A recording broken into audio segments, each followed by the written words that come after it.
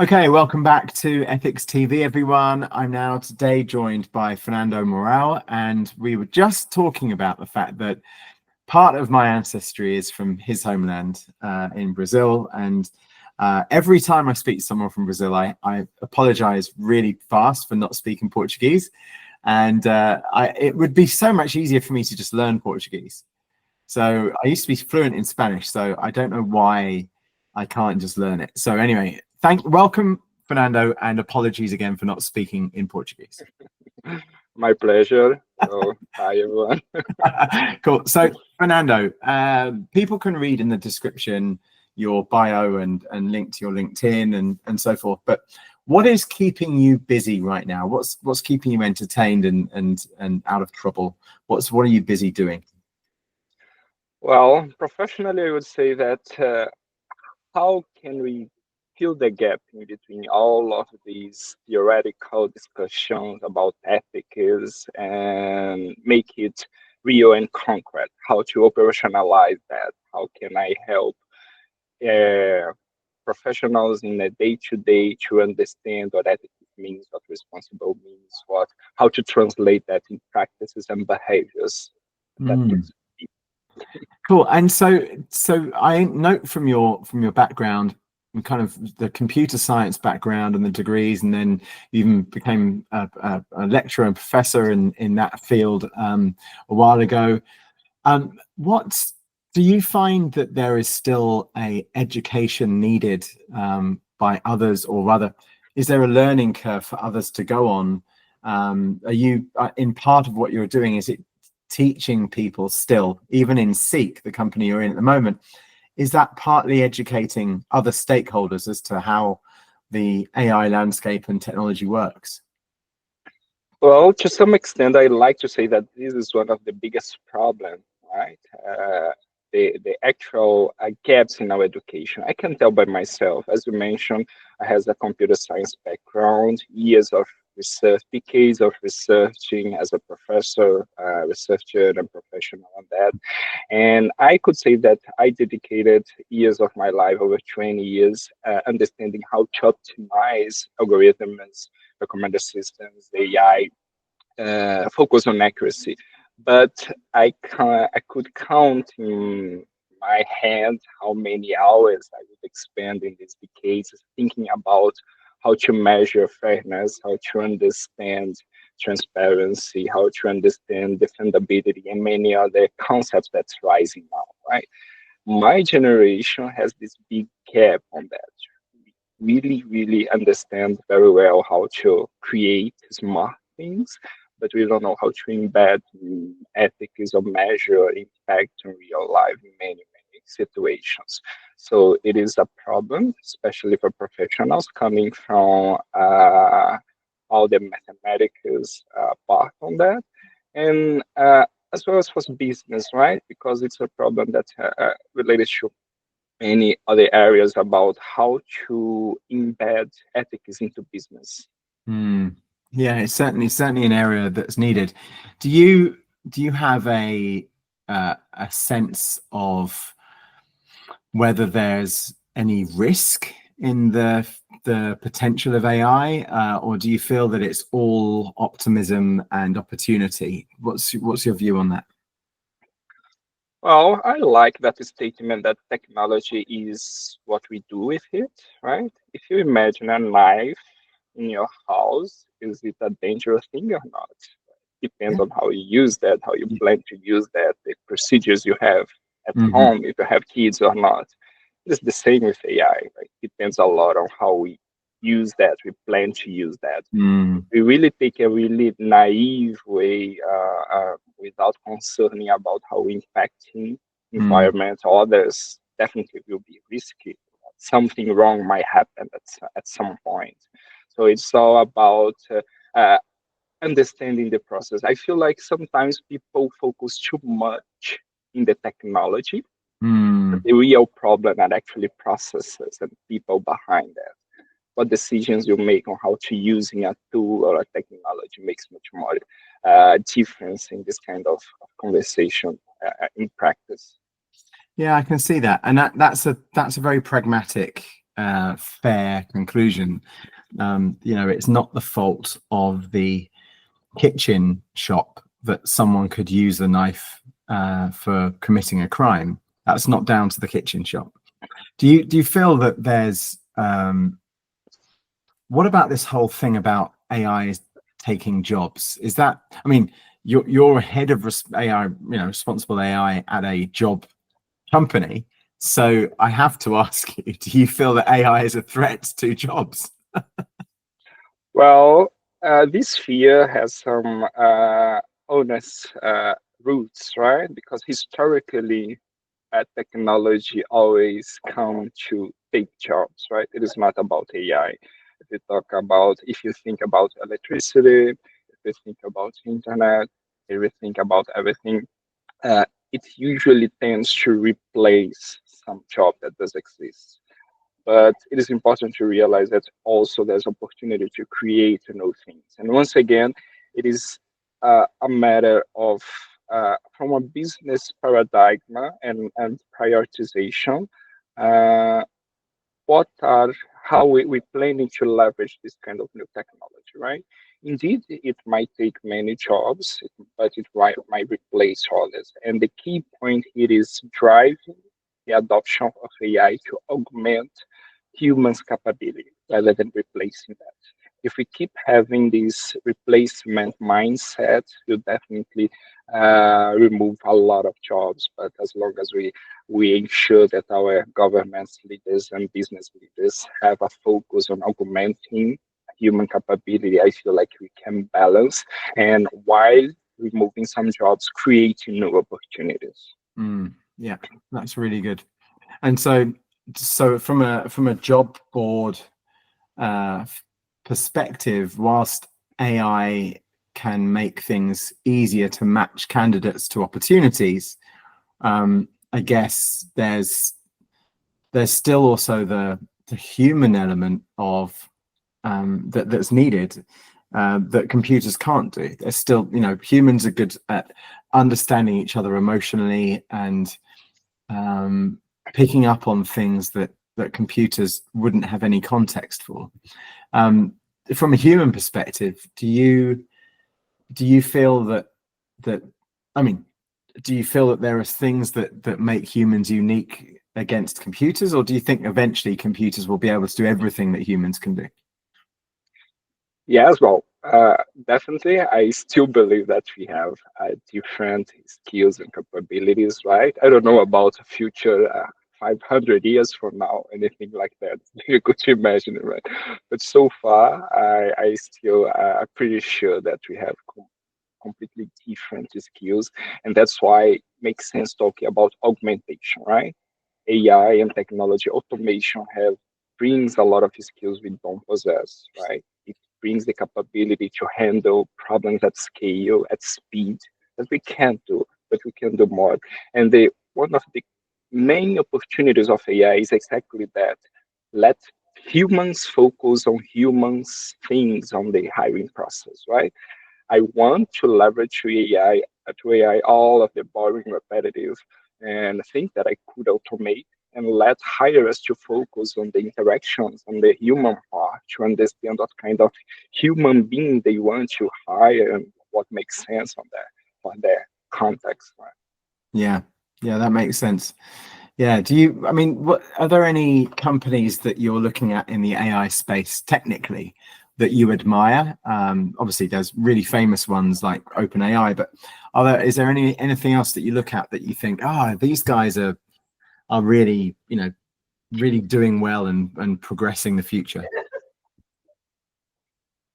Well, it is difficult to find someone to admire in a really generic way, right? We could consider like a narrow focus and have, oh, for this specific thing, I admire the capability of these people. So talking about initiatives from responsible AI, right, to ensure that we have responsible and safe practices on that.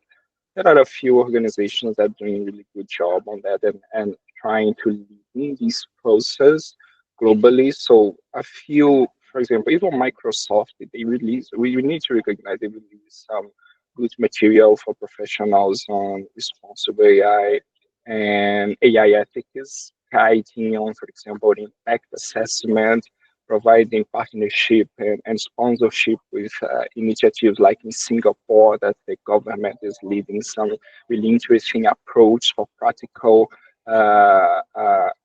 operationalization responsible AI, right?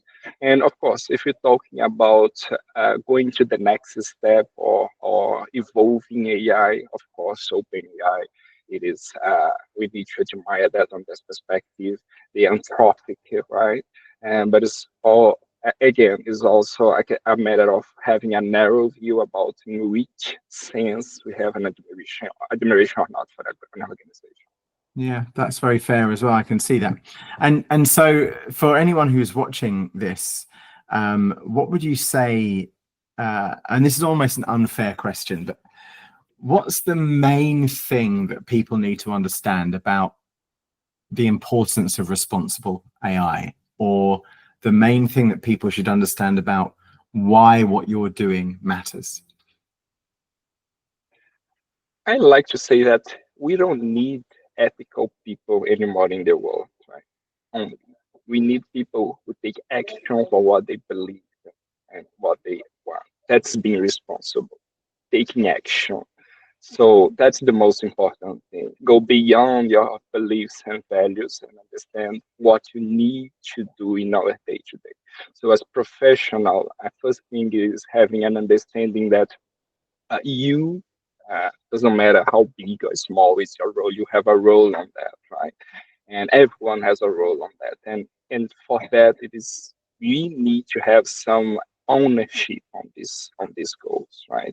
It is not about agreeing that I'm against racism, sexism, or any kind of discrimination, but understanding, okay, what I need to do as a business analyst, as a business assistant, as a data scientist, in my routine tasks to support this kind of thing. Right? Yeah, that's really cool. Well, you're doing a great job, and I really admire the view of what matters is people taking action. That's exactly right. In my opinion, I'm biased towards that. I feel that there's a lot of thought leadership that is just words, and the difference between that and positive outcome is the execution of actual things, because otherwise what you end up with is just famous podcasters.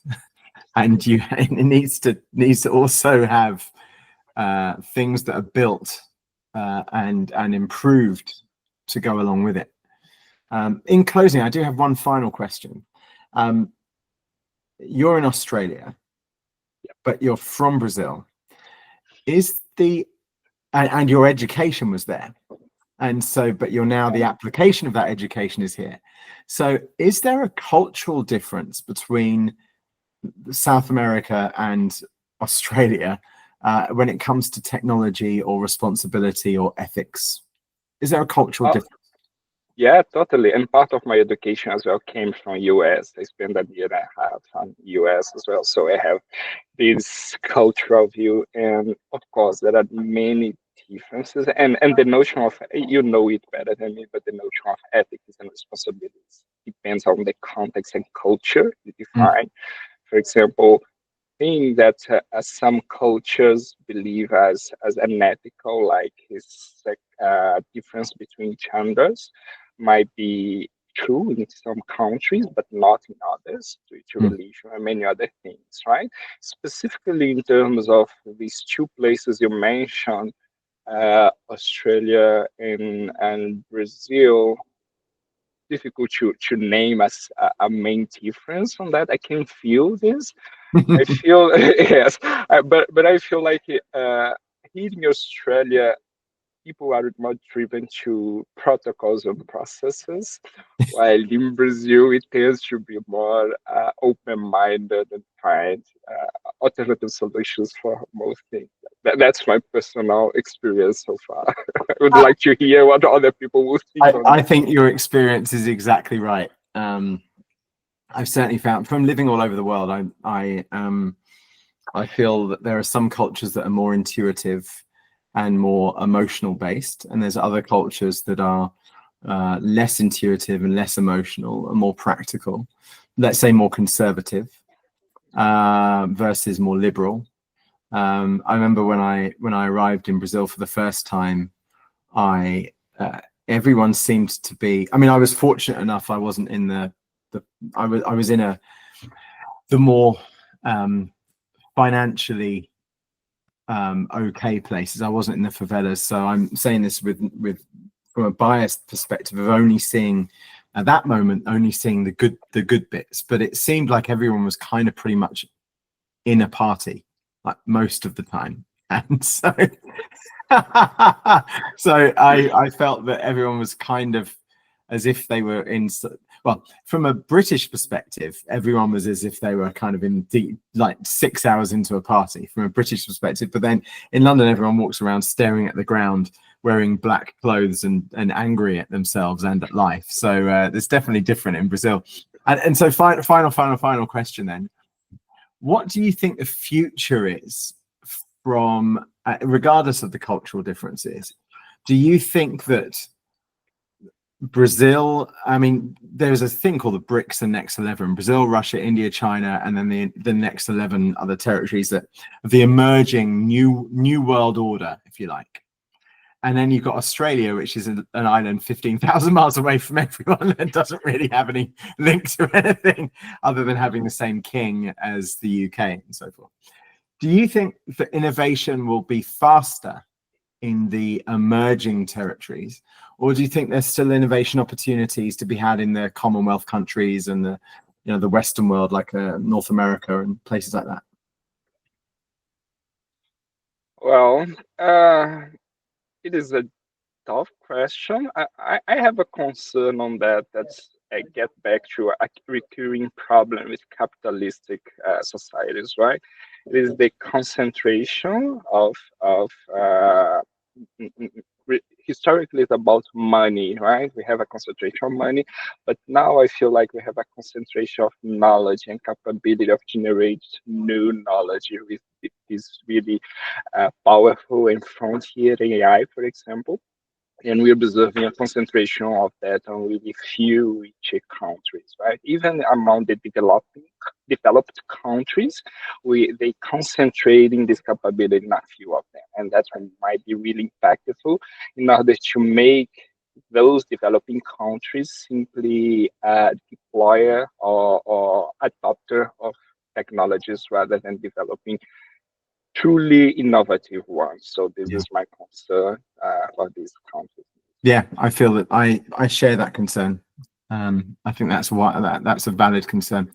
Fernando, thank you so much for joining me early 2025. I hope to keep in touch together with our both of our journeys in responsible tech. You're doing a wonderful job, and it's always encouraging for me to see a traditional business that has integrated someone who's in whose role is to do what I hope more companies do. So to find a company that's hired someone to do a role, and of course this wasn't your first role there, you were in a role beforehand, and I can see the progression. I reckon you were in there first and from the tech perspective, and we're like, guys, we need to be looking at this in a kind of a longer term way here. So I can see your CV has presented its picture of your progression quite nicely. I like, very smart move there, what you did.